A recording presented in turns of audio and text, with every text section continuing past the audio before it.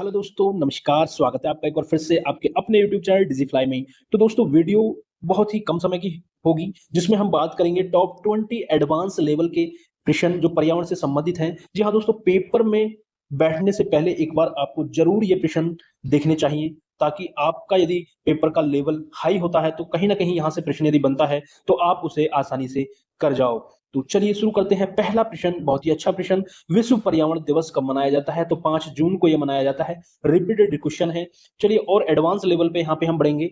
दूसरा प्रश्न, ग्लोबल 500 पुरस्कार जो है वो किसके क्षेत्र में दिया जाता है? तो आपसे पूछता पूछता है कि ग्लोबल 500 पुरस्कार जो है वो किस क्षेत्र में दिया जाता है? तो पर्यावरण प्रतिरक्षा के लिए ये दिया जाता है। अगला प्रश्न दोस्तों, पानी का खुला क्षेत्र क्या कहलाता है? पानी का खुला क्षेत्र क्या कहलाता है? लिम्नेटिक क्षेत्र कहलाता है। लिम्नेटिक क्षेत्र। चलिए प्रश्न नंबर 4 कि गहन पारिस्थितिकी जिसको डीप इकोलॉजी इंग्लिश में बोलते हैं, शब्द का सर्वप्रथम प्रयोग किसने किया? तो अर्नीज नेस ने किया। दोस्तों यदि आपको दोस्तों इनके आंसर मालूम है तो कमेंट करते रहिएगा दोस्तों साथ के साथ। चलिए आगे बढ़ते हैं। अगला प्रश्न आपके सामने, प्रश्न नंबर 5 कि खाद्य श्रृंखला में जो मानव है वो क्या होता है? जो खाद्य श्रृंखला में मनुष्य क्या होता है? तो वो होता है आपका फर्स्ट और सेकंड उपभोक्ता। क्या होता है?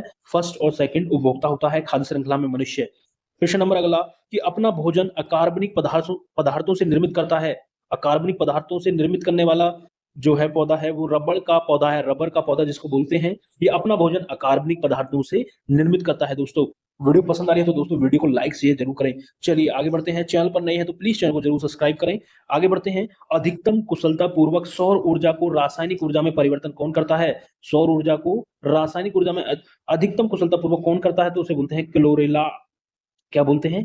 क्लोरेला। दोस्तों ये वो प्रश्न है जो प्रश्न एग्जाम में बनते हैं बार बार और एडवांस लेवल के प्रश्न है। दोस्तों यदि आपके पेपर का पैटर्न जो है वो एडवांस हो जाता है तो यहीं से प्रश्न आपको देखने को मिलेंगे। चलिए आगे बढ़ते हैं। इसी तरीके के प्रश्न आपको एग्जाम में देखने को मिलते हैं जब पेपर का पैटर्न एडवांस हो जाता है। पैटर्न का जो पेपर का लेवल है वो एडवांस हो जाता है तो इसी तरीके के एडवांस प्रश्न मिलते हैं। चलिए जितने प्रश्न आप कर पा रहे हैं उनको कमेंट जरूर करिएगा।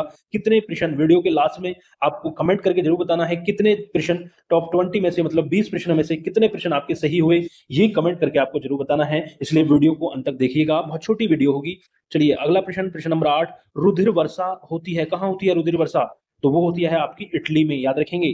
प्रश्न नंबर 9, वह देश जिसमें प्राकृतिक आर्सेनिक प्रदूषित जल मिलता है, प्राकृतिक रूप से जो है प्राकृतिक रूप से आर्सेनिक युक्त प्रदूषित जल मिलता है, वो कौन सा देश है? वो है आपका बांग्लादेश। कौन सा?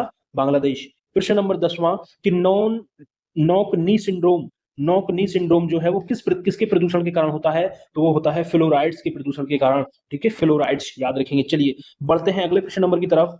अगला प्रश्न आपके सामने, प्रश्न नंबर 11 क्या है कि रिंगलमैन स्केल का प्रयोग किसके घनत्व का मापन के लिए होता है? रिंगलमैन स्केल का प्रयोग तो धुआं के घनत्व के मापन के लिए होता है रिंगलमैन स्केल का प्रयोग।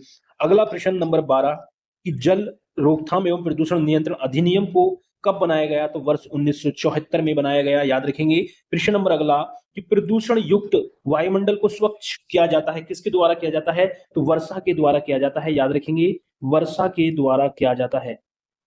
प्रश्न नंबर 14 क्या है कि जैविक मरुस्थल कहते हैं, किसको कहते हैं जैविक मरुस्थल? दामोदर नदी को कहते हैं। तो दोस्तों ये प्रश्न देख रहे होंगे आप किस लेवल के प्रश्न यहाँ पे हैं, एडवांस लेवल इसको बोलते हैं। दोस्तों कितने प्रश्न आपके सही हुए कमेंट करके जरूर बताना लास्ट में।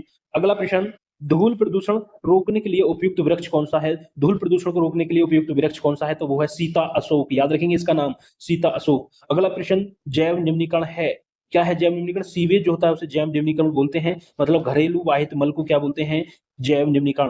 प्रश्न नंबर 17 कि वह जीव समूह जिसकी सर्वाधिक जैव विविधता होती है, किसकी होती है?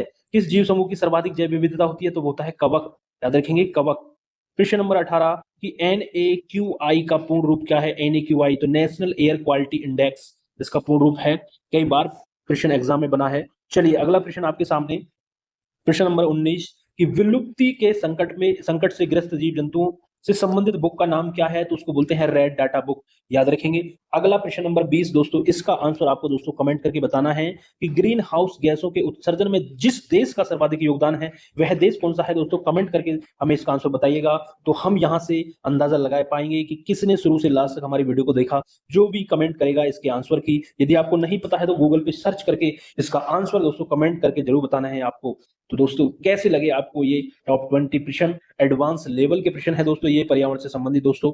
तो चलिए दोस्तों बहुत जल्द मिलते हैं अगली वीडियो में दोस्तों। वीडियो पसंद आई हो तो वीडियो को लाइक करें, शेयर करें अपने दोस्तों तक दोस्तों। चैनल पर नए हैं तो दोस्तों चैनल के साथ जुड़ जाएं, चैनल को सब्सक्राइब कर लें, क्योंकि यहाँ पे गवर्नमेंट एग्जाम की तैयारी हम कराते रहते हैं।